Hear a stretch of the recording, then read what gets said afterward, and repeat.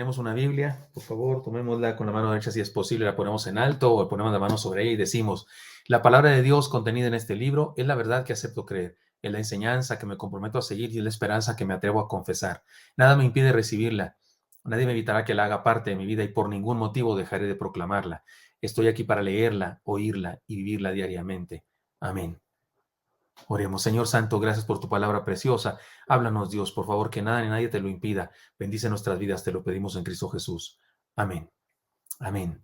Recuerdan que estamos estudiando la carta del apóstol Pablo a las iglesias de Asia Menor, llamada la carta a los Efesios, y estamos en el capítulo 3 de la carta, y hemos iniciado una serie, bueno, la serie entera se llama La Iglesia de los Sueños de Jesús, pero dentro de cada pasaje vamos encontrando alguna beta, alguna serie especial, alguna idea principal, y ahora hemos encontrado una enseñanza que es un gran descubrimiento que podemos disfrutar. El apóstol Pablo nos habla de eso. Esta es la segunda parte de esta enseñanza y se basa en Efesios capítulo 3, versículos 2 al 13, aunque vamos estudiando parte por parte esto. Miren, estamos estudiando algo que Pablo no podía dejar de decir.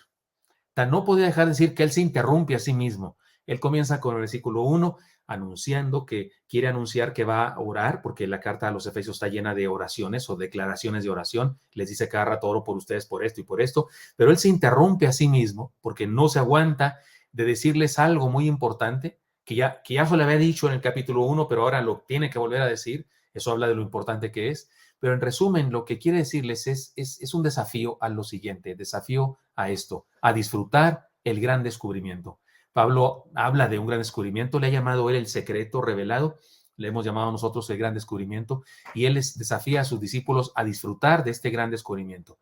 La primera enseñanza que aprendimos la semana pasada fue esta, apropiándonos del gran descubrimiento. El texto dice, pero el que leímos, si es que habéis oído de la administración de la gracia de Dios que me fue dada para con vosotros, que por revelación me fue declarado el misterio, como antes lo he escrito brevemente. Y como Pablo dijo en este pasaje, como antes lo he escrito brevemente, pues fuimos al antes, que es el capítulo 1, para ver la descripción de ese gran secreto revelado. Pero el día de hoy, esta es la enseñanza. Ministremos el gran descubrimiento. Ministremos ahora, o sea, compartamos el gran descubrimiento. Y vamos a leer del versículo 4 hasta el versículo 7 en esta primera parte y luego leeremos otra porción de este pasaje. Se los leo. Sigue diciendo Pablo, sigue diciendo. Leyendo lo cual, o sea, eso que él les habló ya anteriormente, dice, leyendo lo cual, podéis entender cuál sea mi conocimiento en el misterio de Cristo. Misterio que en otras generaciones no se dio a conocer a los hijos de los hombres, como ahora es revelado a los santos apóstoles y profetas por el Espíritu, que los gentiles son coherederos y miembros del mismo cuerpo y copartícipes de la promesa en Cristo Jesús por medio del Evangelio, del cual yo fui hecho ministro por el don de la gracia de Dios que me ha sido dado según la operación de su poder. Tenemos que reconocer que aquí es un lindo texto, ¿no es cierto? Bueno, lo voy a explicar porque sé que así leído por primera vez nos dice algunas cosas, pero leído por segunda vez y por tercera y explicado, pues nos va a decir más cosas todavía.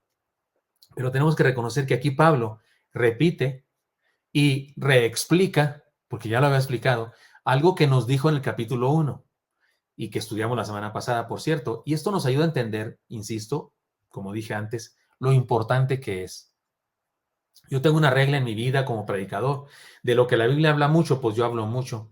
Y de lo que la Biblia habla poco, pues yo hablo poco, ¿verdad? Así de sencillo. De repente me preguntan las personas, pastor, ¿cómo es ese asunto de los ángeles y los arcángeles y los querubines y los serafines? ¿Cómo son los grados? La Biblia no habla mucho de eso, por eso yo hablo poco de eso. Claro que hay libros y hay toda una ciencia de angelología y por supuesto que podríamos meternos a eso, pero a mí básicamente no me interesa tanto esa ciencia o ese conocimiento porque noto en la Biblia que el Señor no habló mucho de eso, porque seguramente no es lo más vital, pero sí habló mucho del misterio revelado, del gran descubrimiento. De hecho, en la carta del apóstol Pablo se habla mucho de eso, pues, y estamos estudiando la carta del apóstol Pablo a las iglesias de Asia Menor, pues debemos estudiarlo, aunque repitamos algunas enseñanzas, porque el apóstol las repitió, porque hablan de lo importante que son.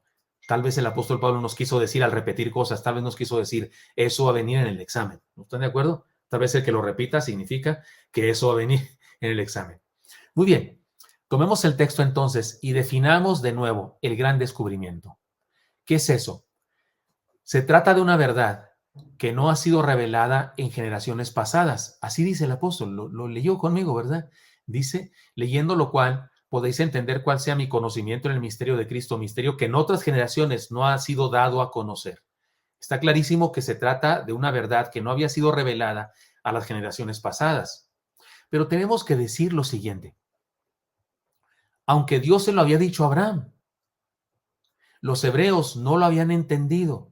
Cuando Pablo dice que no ha sido revelado, no significa exactamente que Dios no quiso decírselos, no significa exactamente que Dios se los guardó como que no sepan, como que no sepan ellos nada de eso. No, no es así, porque Dios se lo había dicho a Abraham. En tu simiente serán benditas todas las naciones. Ahí estaba el mensaje que ahora se llama acá misterio revelado. El problema fue que no lo entendieron, no lo entendieron. Ahora, es un hecho que el Señor pudo haberlo explicado con más detalle, pudo habérselos dicho, pues Abraham, que no entendiste, ahí te voy otra vez, y no lo hizo. Tal vez a eso se refiere Pablo cuando dice que no fue revelado a generaciones anteriores, pero que ahora ha sido revelado. Porque aunque Dios se lo había dicho a Abraham, los hebreos no lo habían entendido.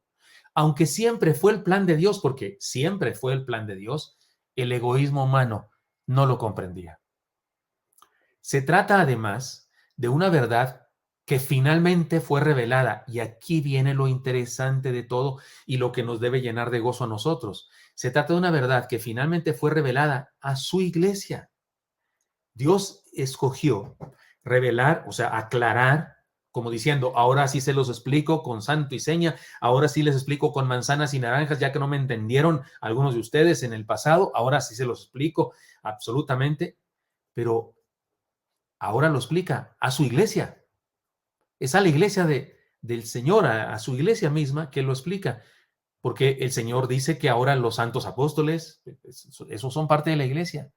Eso surgen en la iglesia. No había apóstoles en el pueblo hebreo. En el pueblo hebreo había sacerdotes, pero ahora habla de apóstoles y profetas, predicadores. Es decir, ahora podemos decir otra cosa. Es un conocimiento esencial del evangelio revelado por el Señor. No, el evangelio no es evangelio sin este secreto revelado. El evangelio no es evangelio sin esta verdad, sin este descubrimiento revelado. Los nuevos ministros del reino del Señor, es decir, los ministros de la iglesia, apóstoles, y luego dice profetas, que significa predicadores. Incluye, por supuesto, pastores, evangelistas. Estos son los encargados de proclamarlo. Qué interesante. No es que nos comparemos con alguien o que queramos presumir, pero qué interesante. Este secreto que Dios guardó y que ahora lo explica claramente, se lo dio a los cristianos de la iglesia. No fue algo que le reveló, aunque sí se los dijo, insisto, pero no lo entendieron del todo, a Moisés, a David, a Abraham mismo, a quien le dijo, en tus simientes serán benditas todas las naciones, sino que Dios espera un momento y cuando Él se encarna entre nosotros y funda su iglesia, dice el Señor, ahora es tiempo de que este secreto, esta verdad que es la verdad de Dios de siempre, pero que no la han entendido, es el momento de explicarla absolutamente, claramente, para que todos la entiendan. Y es a través de los ministros de la iglesia. Por eso digo, no hay cristianismo ni evangelio sin el anuncio de este descubrimiento. La iglesia no es iglesia, si no anuncia este secreto revelado, este gran descubrimiento. Ahora, el secreto revelado es, como dijimos en la semana pasada, es déjeme decirlo ahora con otras palabras, que en la iglesia todos somos miembros y coherederos y copartícipes de las promesas del Señor. Y eso es la esencia del Evangelio. Con todo respeto para las denominaciones evangélicas que enfatizan mucho el valor del pueblo hebreo, de los judíos, allá en Israel o donde quiera que estén, y que hablan de mesianismo y que usan un gorrito como los judíos y que andan investigando en sus apellidos para demostrar que a lo mejor algún antepasado que tuvieron era judío de raza. Esas personas que les encanta decir todo en idioma hebreo porque creen que la cultura hebrea y los hebreos son lo mejor que hay, lo non plus ultra. Con todo respeto, el gran descubrimiento es que judíos, chichimecas, tarahumaras, gringos, rusos, espartacos, todos si hemos creído en Cristo, todos somos miembros de la iglesia, somos coherederos. ¿Se entiende la palabra coherederos? Herederos junto con. Eso me sonó ¿cómo se llama? A dirección electrónica, ¿verdad? Coherederos. Coherederos significa junto con herencia. Recibimos la misma herencia juntos y copartícipes. ¿A qué le suena? ¿A qué le huele? Copartícipes, participantes juntos de las promesas del Señor. Y eso es la esencia del evangelio. Hace algunos años vino un hermano, un lindo hermano, un buen hermano que lo aprecio y me aprecia. Hace mucho que no lo veo, por cierto, pero vino a convencerme de que él había investigado y que había descubierto que en el último barco de no sé qué años que vino de España, venía una familia de judíos apellidados Gutiérrez y que seguramente yo en mis antepasados tenía algún pariente. Yo me reí y por un momento tuve ganas de llorar y por otro tuve un momento ganas de enojarme y le dije, hermano, me importa un reverendo cacahuate lo que hay en mi sangre. Y que si tengo, que es mentira lo que usted me está diciendo, me quiere convencer para que me haga de su denominación. Perdóneme, hermano, pero eso es absurdo. Yo soy tarahumara mezclado con raza negra y con raza española y no tengo nada, pero soy pueblo de Dios, pero soy descendiente de Abraham, y me sentaré a la mesa junto con Isaac y Jacob. Eso dijo el Señor Jesucristo de un centurión romano. Me sentaré a la mesa con los héroes de la fe, porque no tienen más que yo ellos, ni yo tengo más que ellos, porque lo que tenemos no es por nuestros hechos, obras, ni por nuestra raza, ni por nuestras características de ningún tipo, porque todo lo que tendremos en el cielo y la vida eterna es por puritita gracia. Dios salvó a Moisés por gracia, y salvó a Abraham por gracia, y salvó a Isaac por gracia, y salvó a este miserable de mí, como decía Pablo, por gracia. No tengo más que ellos, pero tampoco tengo menos, porque la gracia de Dios es la misma para todos. Perdónenme que me emocione, pero este es el gran descubrimiento. Ya no lo había dicho Pablo y ya lo hemos estudiado, pero perdonen que lo diga otra vez, porque Pablo otra vez volvió a salir con la misma historia en este pasaje. ¿Qué quieren que haga yo? Lo que voy a hacer es volverlo a predicar. Y si más adelante en el capítulo 4 vuelvo a hablar de esto, perdónenme, voy a volver a decirlo, porque el apóstol Pablo seguramente lo repitió cuantas veces fue necesario para decirnos, vendrá en el examen. O sea, esto es importante. Este es el gran descubrimiento, que en la iglesia todos somos miembros, todos somos coherederos y todos somos copartícipes de las promesas del Señor. Y eso es la esencia del evangelio. Y cualquiera que me venga aquí a decir que hay un pueblo en el mundo que son los preferidos de Dios y no sé qué, perdóneme, pero está hablando en contra del evangelio, está hablando en contra del gran descubrimiento. Entonces me está hablando de un Dios que sí hace acepción de personas. Me está hablando de un Dios que sí tiene un pueblo en particular, que a ese lo bendice más que a otros. Perdóneme. El apóstol aquí está diciendo que este es el gran descubrimiento, que todos somos. Le leo el texto porque estoy hablando de estas palabras que dicen aquí, pero el texto lo dice. Dice, misterio que en otras generaciones no se dio a conocer a los hijos de los hombres, como ahora es revelado a sus santos, apóstoles y profetas por el Espíritu. Y luego dice el gran descubrimiento, que los gentiles son coherederos y miembros del mismo cuerpo y copartícipes de la promesa en Cristo Jesús por medio del Evangelio. ¿Qué huele? Como dicen en mi rancho, ¿qué huele? ¿Dice o no dice eso? Sí, dice eso. Por supuesto que eso dice.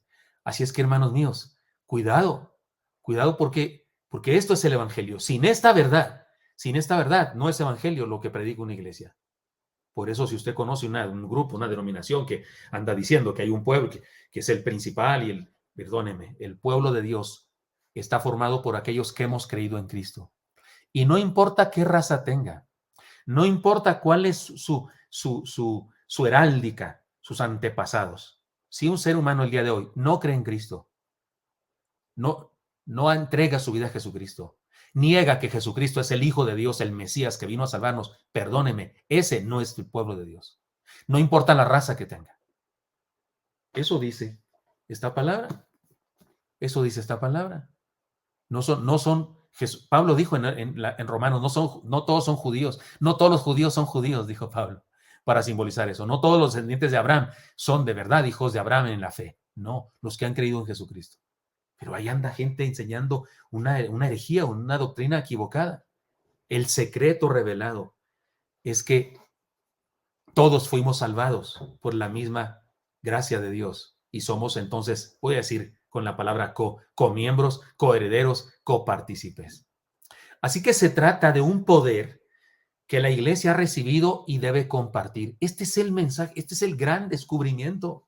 O sea, usted y yo sabemos algo extraordinario. Usted y yo sabemos una verdad maravillosa. Es como, es como, es como si uno de nosotros descubre, no sé, imagínense que usted y yo descubriéramos la cura contra el COVID o la vacuna perfecta, yo qué sé, comiendo. Mira, si te comes una rana pinta, o yo qué sé, te sanas en chile verde, o algo así, te sanas de la, con queso chihuahua, por supuesto, tendría que ser para que supiera rico, te sanas del COVID, no te vuelve a dar COVID. Si alguien descubriera, estoy hablando tonterías, pero si alguien descubriera una vacuna perfecta, dura para siempre, ¿no? Esa no es que te a los 6 meses, no, es para siempre. Si alguien descubriera eso, no tiene en sus manos algo grandioso, tiene un poder. No un poder de su autoridad, un poder así tipo mago, tipo Jedi, que atraer las cosas. No, un poder para compartir. Tiene una verdad poderosa que debe compartir con otros para que otros la experimenten. Y eso tenemos nosotros. Eso tiene la iglesia. Entendamos nuestro papel en la tarea de proclamar el gran descubrimiento. Lo primero que dije con respecto a esta enseñanza fue definamos nuestro gran descubrimiento, pero ahora les pido que busquemos esta verdad. Entendamos nuestro papel en la tarea de proclamar el gran descubrimiento. Versículo 8 y versículo 9 y hasta ahí dice el apóstol Pablo, se los leo. A mí, que soy menos que el más pequeño de todos los santos, me fue dada esta gracia de anunciar entre los gentiles el evangelio de las inescrutables riquezas de Cristo y de aclarar, y de aclarar a todos cuál sea la dispensación del misterio escondido desde los siglos en Dios que creó todas las cosas. Oiga, este pasaje está tremendo, ¿no? Pero yo sé, usa palabras domingueras el apóstol Pablo, no domingueras, perdón, usa palabras normales para su época, pero que en nuestro español resultan como domingueras. Por eso, déjenme les explico. ¿Qué dice este pasaje? Vayamos por partes. Es un privilegio, este gran descubrimiento que debemos ministrar, es un privilegio que recibimos por pura gracia, como lo dije antes, por pura gracia. Me fue dada esta gracia, dice Pablo. No dice Pablo, claro, Dios me vio tan listo que soy. Me vio, dijo, no, este chaparrito es bien listo, bien abusado, se las traga en el aire. Yo lo uso a porque es bien listo y no, dice Pablo, me fue dado este ministerio, me fue dado esta tarea de dar a conocer el misterio, me fue dado por gracia. Pablo lo acepta. Así es que se trata de un privilegio que recibimos por gracia, no es por otra razón. No es porque soy de Chihuahua, no. La gente de Chihuahua es muy franca, hacen tortillas de harina muy ricas y esas cosas. No, nada, no tiene que ver con eso, nada tiene que ver. Pues me apellido Gutiérrez. Gutiérrez significa buena tierra, imagínate, bonito apellido, ¿no?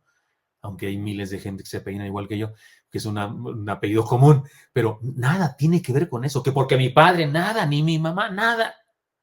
Es por puritita gracia, es un privilegio que recibimos por gracia. Es un privilegio que consiste en revelar las maravillosas bendiciones que Dios tiene para nosotros, las inescrutables riquezas de Cristo, dice el pasaje. He sido invitado a revelar placas, Soy pastor, fui presidente de la Convención Nacional por algunos años, esas cosas. Me ha tocado ser líder de algunas instituciones religiosas y por tal razón he tenido el privilegio de revelar alguna placa, no sé, del seminario fulano que cumplió años, de una iglesia que también cumplió años, un aniversario, lo que sea, y entonces va uno ahí bien vestidito, ¿no? Y hay una cortina y me dan el privilegio de jalarle para que se abra una cortina, o en ocasiones nomás jalar la sábana, porque en ocasiones no alcanzó para la cortina, entonces nomás jalamos la sábana, ¿no? O un mantel, y apareció ahí la estatua o la placa o lo que sea del símbolo de algo, porque eso es revelar, ahí está una inscripción, ahí está un testimonio en piedra o en fierro, en metal, y alguien es el privilegiado de ir y revelar. Oiga, esos honores que me han dado en alguna ocasión de ser el encargado de inaugurar algo, de revelar algo, no son nada ni todos juntos ni multiplicados por 1,000,000, no son nada con el privilegio que tenemos usted y yo de revelar las maravillosas bendiciones que Dios tiene para nosotros. Porque este misterio revelado es una idea fantástica. Es la idea más gloriosa de la teología, porque es la expresión práctica de la gracia de Dios. Que todos, que los gentiles particularmente, están incluidos para ser coherederos con los hebreos que creen. Porque si no creen, también están fuera. Y somos bendecidos de las inescrutables riquezas de Cristo. Así es que se trata de un privilegio que recibimos por gracia. Me fue dada gracia, dice Pablo. Y se trata de un privilegio que consiste en revelar las maravillosas bendiciones de Dios, las inescrutables riquezas. Y además es un privilegio que incluye compartir, escúcheme, que incluye compartir a todos los sencillos detalles del Evangelio, es decir, del plan de salvación. El texto dice, y de aclarar a todos cuál sea la dispensación del misterio escondido. No tengo que ir a la palabra griega, la palabra aclarar es la palabra aclarar. Y de aclarar a todos, ese es nuestro trabajo. Es un privilegio para compartir a todos los seres humanos los sencillos detalles del Evangelio. ¿Por qué digo esto de los sencillos detalles? ¿Por qué lo traduzco así? Le voy a decir por qué. Porque el texto dice, y de aclarar a todos cuál sea la dispensación del misterio escondido. Ya sabemos qué es el misterio escondido, el gran descubrimiento de que los gentiles también somos coherederos, comiembros, ¿qué dijimos la otra palabra? Copartícipes en el reino, igual que cualquier otra persona que ha creído en Cristo, sin importar raza ni ninguna otra característica. Pero así es que la palabra misterio y la palabra escondido están claras, pero la palabra dispensación, esa no está clara. Esta no está clara. Dispensación, ¿qué es eso? Dice usted. La palabra dispensación, le platico, es la palabra griega economía. Si usted sabe griego y va al Nuevo Testamento en griego y lee la palabra dispensación, que se traduce al español dispensación, es la palabra economía. Y se refiere a la manera como Dios administra y otorga la salvación. Oiga, tenemos el privilegio que incluye compartir con toda gente los sencillos detalles del Evangelio. Y dice Pablo que hay que aclararle a todos eso. Y usted dice, no es tan sencillo, pastor, es lo más sencillo del mundo. Compartir el Evangelio de salvación es más sencillo que mi guiso de la discada. Es muchísimo más sencillo que la receta de los chiles en nogada de la hermana doctora Vargas. Es mucho más. ¿Qué receta es la más sencilla del mundo? ¿Qué será? Un té, ¿no? Hacerse un té. O sea, hacerse un té de bolsita así de chamonina. ¿Cómo se llama? De la hierba esa, ¿cómo se llama? El té más famoso de todos. Manzanilla. Manzanilla. El té de manzanilla. ¿Qué tan difícil es hacerse un té de manzanilla? Se pone agua en una taza, 350 mililitros de agua, se pone la bolsita de té, se pone a calentar, o se pone a calentar primero, y según el maestrito es el librito, y luego se le pone miel. ¿Qué tan difícil es hacer un té de manzanilla? Pues el Evangelio de Jesucristo es más sencillo que eso. Jiñor, como dicen en mi rancho, jiñor. Porque de tal manera amó Dios al mundo, que ha dado su Hijo unigénito, para que todo aquel que en él cree no se pierda, mas tenga vida eterna. Perdóneme, ¿dónde está la dificultad de eso? ¿Dónde está la dificultad de eso?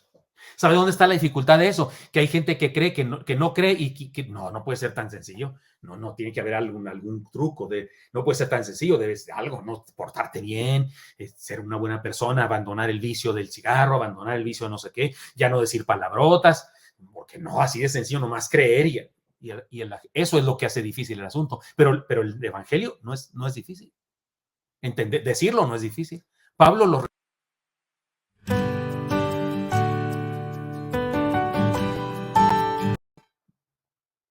Perdón, no me desconecté, ¿verdad? Sí, unos momentos, Paz. Perdón, aquí sigo, ¿verdad? Sí, adelante. Perfecto, perdón ustedes. Me fui tantito, pero regresé. Oigan, El apóstol Pablo lo dijo cuando estaba despidiendo de los cristianos allá en el puerto.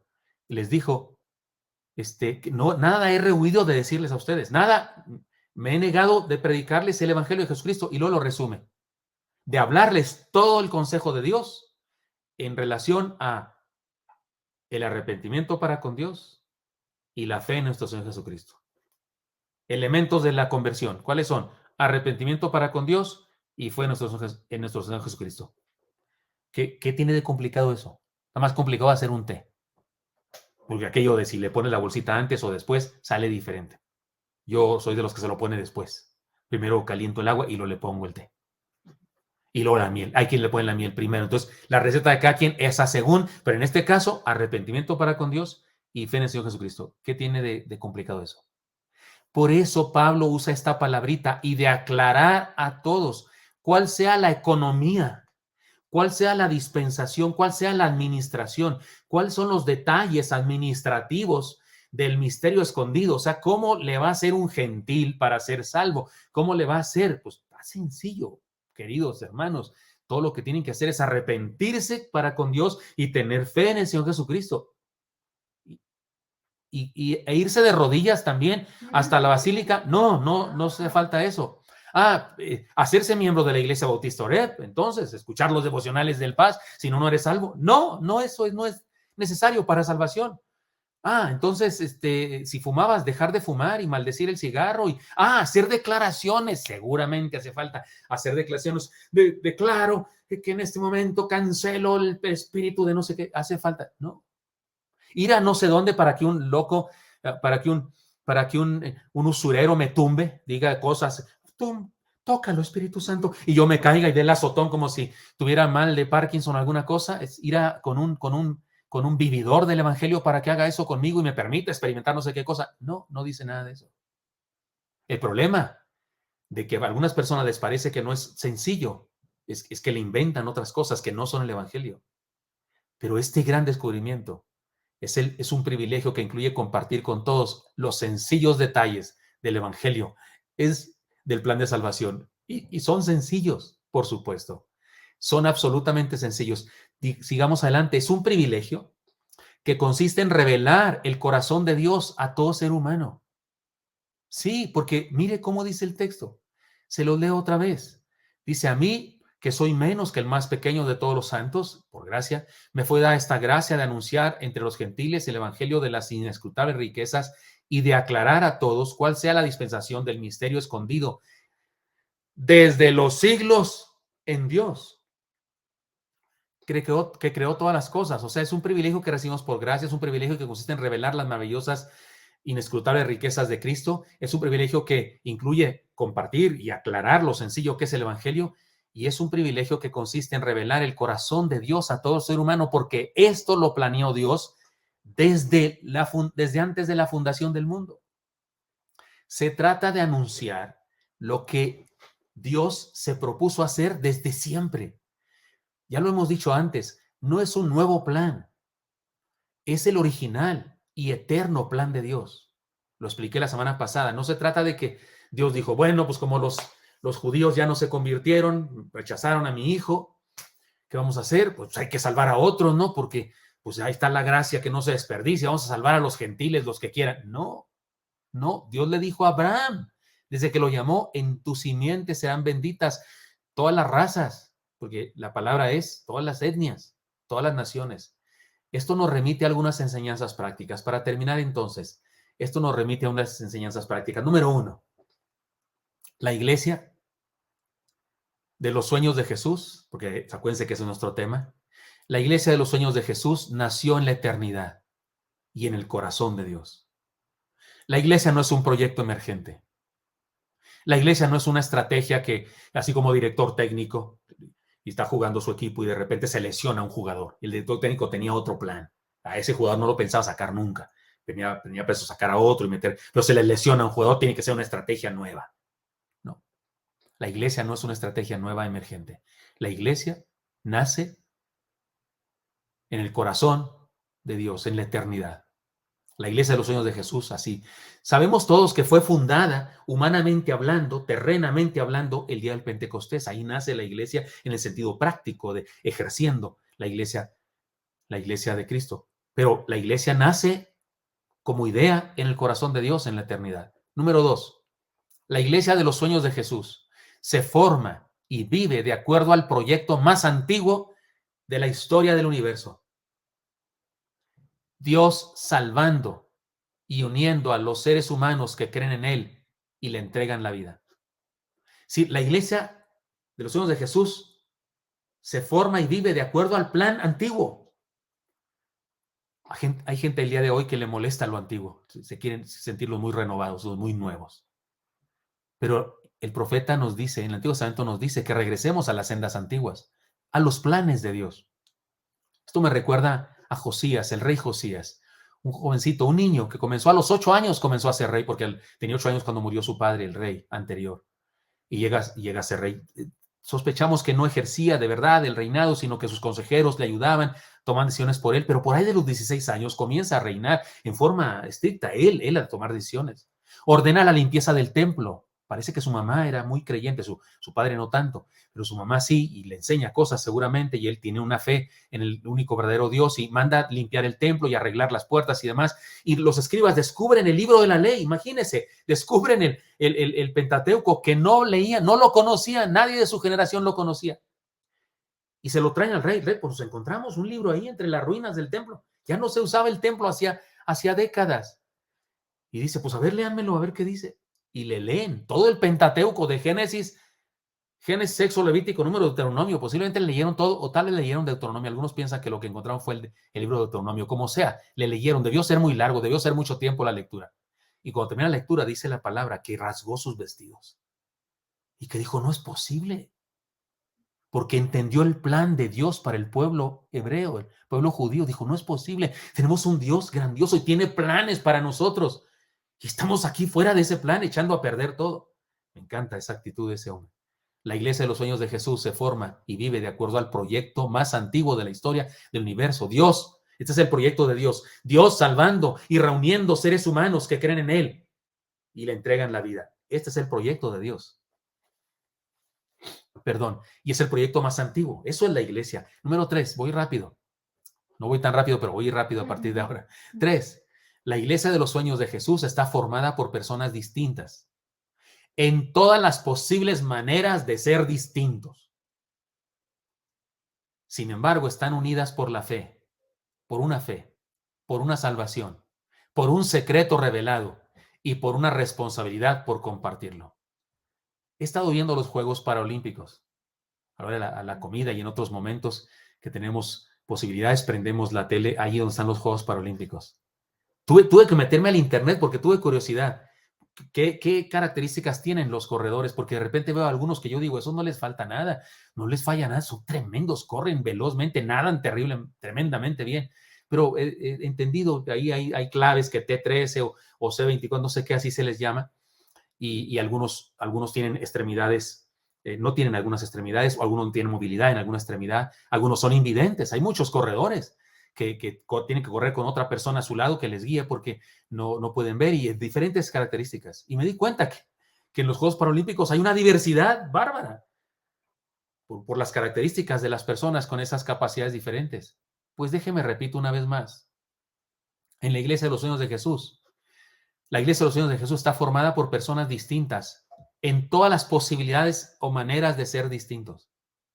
Distintos de raza, distintos de economías, distintos de tamaño, distintos de capacidades, distintos de idioma, distintos de capacidad intelectual, distintos de cultura, de capacitación, distintos de lo que sea, de moral también, de niveles morales. En la iglesia hay de todo. Sin embargo, estamos unidos por una fe, por una salvación, por un secreto revelado y por una responsabilidad de compartirlo. Número 4, la iglesia de los sueños de Jesús es un plan de Dios y por lo tanto, escúcheme, es un plan de Dios y por lo tanto, nadie podrá destruirla. Nadie. Nadie. Sé que no me ven, sé que no están conectados los ideólogos de la ideología de género. Sé que no están conectados. Sé que no están conectados los que se creen que gobiernan el mundo. Pero si estuvieran conectados o si alguien los conoce, díganles por favor lo que dice la palabra. No ganarán, no triunfarán, no fracasarán en su intento. Serán derrotados por el Señor. Les va a pasar lo que a todos los que se han opuesto al Señor, como aquel que dijo, este barco ni Dios lo puede hundir, y ni siquiera logró un viaje completo. A la mitad del viaje se hundió el barco. La iglesia de los sueños de Jesús es un plan de Dios y por lo tanto nadie podrá destruirla. Número 5. La iglesia de los sueños de Jesús ha pasado por persecuciones, por ideologías distintas a través de la historia, por gobiernos totalitarios, y quienes le han perseguido ya se murieron. Y las ideologías que alguna vez combatieron contra la iglesia pasaron de moda. Y los gobiernos totalitarios fueron destruidos, mientras que la iglesia, ¿qué creen? Salió avante. Y lo mismo pasará con sus nuevos enemigos que el día de hoy combaten contra la iglesia, como las ideologías y los gobiernos, incluyendo la ONU, que combaten contra la moral, contra la familia y contra los valores cristianos que la iglesia sostiene y proclama. No triunfarán. Secretario General de la ONU, no triunfarán sus ideas, ni las ideas de todos sus asociados, no triunfarán. La iglesia de Cristo triunfará. Número 6. La iglesia de los sueños de Jesús no vive por sus propias fuerzas, sino por las inescrutables riquezas de Cristo. Eso sostiene la iglesia. Y número 7. La iglesia de los sueños de Jesús es una experiencia eterna, porque ¿sabe cuándo se acaba? Nunca. Seguiremos en la eternidad. Solo me queda decir una cosa: seamos la iglesia de los sueños de Jesús. Señor Santo, pongo en tus manos nuestras vidas. Bendícenos, Señor, y que todas tus promesas se hagan realidad en tu iglesia. Defiende tu iglesia, como lo has hecho a través de la historia, y danos victoria una vez más. Te lo pedimos en Cristo Jesús. Amén.